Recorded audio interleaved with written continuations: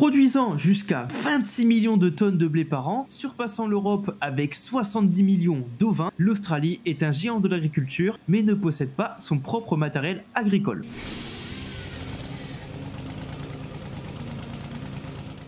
Eh bien, bonjour à toutes et à tous, vous regardez une nouvelle vidéo de Demarsa. Je vous propose sur cette vidéo un sujet différent de ce que je vous propose habituellement, où je me focalise sur un modèle particulier ou un constructeur, mais là je vais plutôt vous parler justement de plusieurs constructeurs en m'appuyant sur un contexte bien particulier, et ce contexte il prend place en Australie. L'Australie qui est un pays connu pour tout plein de choses dont ses monstruosités d'insectes et sa faune tout autant dangereuse et monstrueuse, et elle est quand même aussi connue voilà, pour son agriculture qui est totalement démesurée par rapport à ce qu'on a l'habitude de voir nous par exemple en France.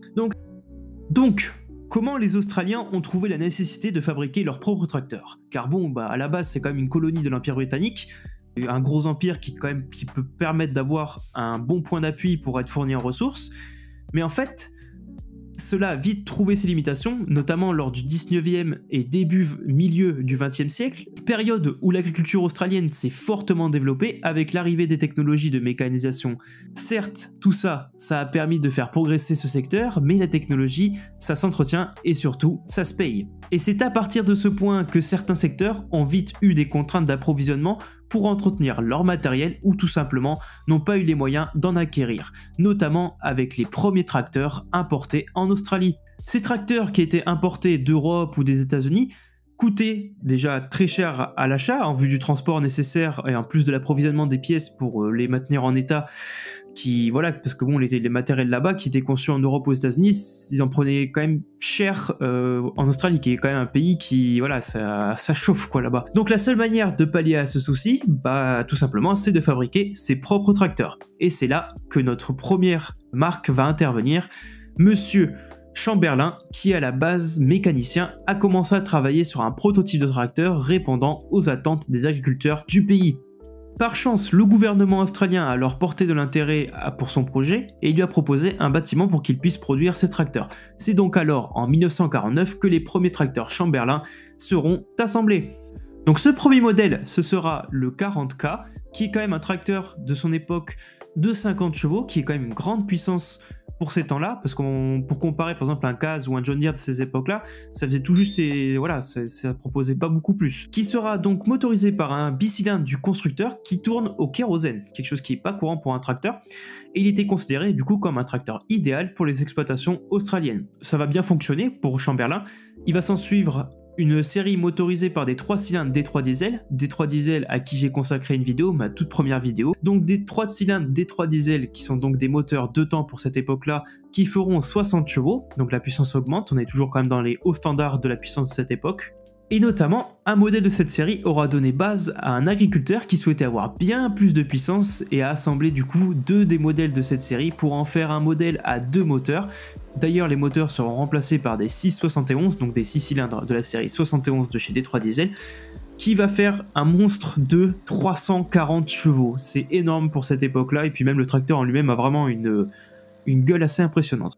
Autrement, pour Chamberlain, ça va toujours bien, sans mauvais jeu de mots. Il s'en suivra alors d'autres séries, comme la série Champion, dont la puissance augmentera au fur et à mesure. Mais pour Chamberlain, malheureusement, peut-être un peu heureusement en même temps, l'histoire va prendre un tournant lors de son rachat par John Deere dans les années 70, où les tracteurs finiront du coup par ressembler au modèle de chez John Deere. Et un peu comme il y avait eu un accord entre Renault et John Deere d'ailleurs, où il y avait des Renault et John Deere qui étaient fabriqués un peu dans le même style. Et malheureusement, du coup, ça va pas très bien se finir pour eux, car en 1986, dû au manque de demande pour les tracteurs de la marque, ils vont être dissous. Mais bon, l'histoire des tracteurs australiens ne fait que commencer, mais pour autant, l'histoire des tracteurs australiens ne s'arrête pas là.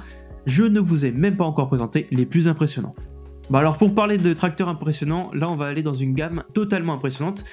On va enchaîner avec les tracteurs de chez Uptown, qui sont des tracteurs aux allures mixant un peu la structure d'un tracteur articulé à celle de tracteurs conventionnels, tout ça assemblé avec des pièces de matériel militaire. Alors les premiers Upton, ce sera un proto qui sera nommé le 180, il sera fabriqué principalement à partir de composants de tanks, il y a notamment des pièces de Sherman, Grantley, et utilise même des éléments de ces derniers pour la boîte de vitesse. Donc pour ce Proto 180, le moteur ce sera un moteur d'origine Nissan, un 5 cylindres de ce que j'ai réussi à trouver. C'est un Proto du coup qui fera quand même 180 chevaux. En 1962, encore une fois on est quand même dans des très grandes gammes de puissance pour ces époques-là. Et en plus de ça, il faut préciser que ce modèle c'est un 2 roues motrices. Ils sont réputés en plus de ça pour être un 2 roues motrices à grande puissance, d'avoir quand même des très bonnes capacités de traction. Donc à la suite de ça, durant les années 70, comme un peu partout dans le monde voulait plus de puissance pour son matériel. Et Upton a donc pu profiter de cet élan et s'est mis à proposer des modèles comme le 225, qui est un peu une évolution du 180, qui fera lui 225 chevaux, toujours motorisé par un bloc Nissan,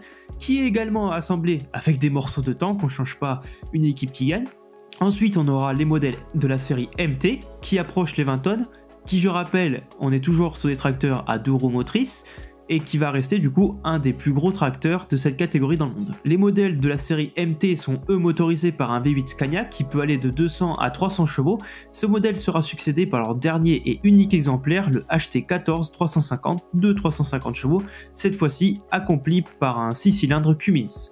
Upton arrêtera de produire des tracteurs en 1981 avec l'arrivée de quelques contraintes. Alors dans le lot de machines australiennes, il y a Waltana qui est créé en 1975, dont les tracteurs, à mon avis personnel, ressemblent beaucoup à des modèles de chez Versatile. Versatile qui, encore une fois, j'ai consacré une vidéo à ce constructeur. Ils ressemblent beaucoup à Versatile et je me demande même si ce n'est pas une de leurs branches. Bon, de ce que j'ai lu, ça ne serait pas le cas, mais bon, ne sait-on jamais. Donc Waltana, qui commercialisera 4 séries de tracteurs majoritairement articulés, mais aussi des chenillards, chose qui est assez peu courante, et des tracteurs pour Ford. Donc les 3 séries majoritaires et principales, si on peut dire, du constructeur seront constituées par la série 4, qui est fabriquée à la fin des années 70 jusqu'au début des années 80, qui est entièrement motorisée par des moteurs Caterpillar, proposés dans des puissances allant de 120 jusqu'à 380 chevaux, ça fait quand même une belle gamme, il y a vraiment une large gamme de puissance, qui sera reliée par la série 44, constituée par des modèles de 150 jusqu'à 400 chevaux, notamment le modèle 44-400 qui est du coup celui qui fait 400 chevaux, et sera finalisé par la série 55 de 300 à 400 chevaux. Et donc toutes ces séries de base de tracteurs articulés, ça va être aussi un bon point d'approche pour Ford qui missionnera à Waltana de fabriquer leur série FW, qui sont normalement initialement vendues sur le continent nord-américain, produites par Steiger en premier temps, pour les vendre sur le marché australien et du coup en fait éviter les coûts d'importation de matériel en Australie. Mais sinon, donc comme je l'ai dit, ils ne feront pas que des tracteurs articulés, ils vont proposer aussi des chenillards qu'ils nommeront iTrack ou Track tout simplement, qui serviront aussi, encore une fois, de base pour des modèles similaires construits par l'anglais Track Marshall. Ces chenillards seront leur dernier tracteur produit, la production s'arrêtera en 1992. Car petite anecdote sur Waltana, leur système à chenilles, ils s'en serviront une fois la production arrêtée pour travailler avec des grands constructeurs comme Hewland, John Deere, etc. pour les aider à eux développer leur propre système à chenilles. Donc pour enchaîner, durant les mêmes années que Waltana, 2 autres constructeurs feront également surface avec des modèles articulés. Il y aura Acres Master et Baldwin. On va commencer par Acres Master, qui est créé par Laurie Phillips également en 1975.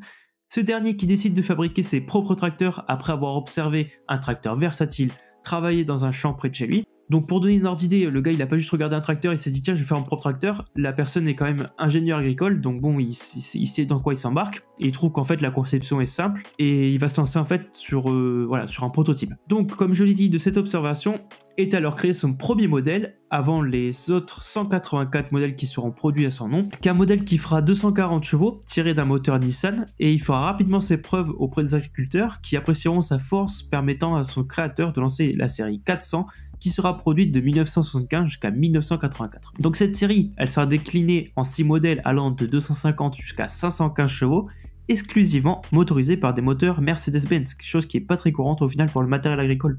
Donc malgré que son matériel soit très apprécié pour sa bonne qualité et ses bonnes capacités, Laurie Phillips déposera le bilan en 1984, mais 2 de ses employés reprendront aussitôt le fleuron produisant les mêmes tracteurs, mais cette fois-ci pas en jaune, mais en rouge. Cette reprise qui sera soutenue en plus de ça par un accord signé entre Acres Master et International Harvester, qui trouvera l'opportunité de s'insérer sur le marché australien avec Acres Master. Mais du coup, 1984, pour certains peut-être qui connaissent un peu les dates du monde agricole, c'est l'année du rachat d'International par CAZ. Donc cet accord il va pas durer longtemps, car du coup en fait CAZ va mettre fin à cet accord avec le rachat du coup d'International, et ils vont en fait juste envoyer leur propre matériel en Australie tout simplement quoi. Donc malheureusement ça va se finir comme ça pour eux quoi. Donc nous voilà au dernier constructeur australien que j'ai pu recenser pour cette vidéo. Ce dernier constructeur, comme je l'ai dit, Baldwin, qui est sûrement l'un des plus gros qui aura produit les tracteurs les plus puissants là-bas. Ils vont se lancer alors en 1979 dans la création de leur tracteur. À la base, ils voulaient pas créer leur propre tracteur, mais en fait, ils voulaient fabriquer des Big Buds sous licence. Mais finalement, ils ont quand même préféré accepter de fabriquer leur propre machine. Et ça a été sûrement, je pense, aussi soutenu par les antécédents et les connaissances familiales dans le milieu, qui possède une société de fabrication de locomotives pour la canne à sucre, à ce qui paraît qu'il y a une très grosse société là-dedans, et aussi dans le matériel minier. Donc ils se lancent avec leur premier modèle, qui est un petit modèle de 525 chevaux motorisé par un Cummins KTA 1150, qui est sûrement inspiré des Big Buds, qui sont très souvent motorisés par ce même moteur. Le tracteur ici, on peut dire au final un peu un Big Bud australien, certes sans le 747, mais il y aura quand même un modèle de 600 chevaux sorti des années 80 qui est une très grosse puissance pour cette époque-là et même encore aujourd'hui. Donc Baldwin, ils vont proposer deux séries, la DM et la DP, et qui auront la particularité d'être équipées d'une boîte de vitesse maison, quelque chose qui n'est pas très courant pour les constructeurs à ces époques-là.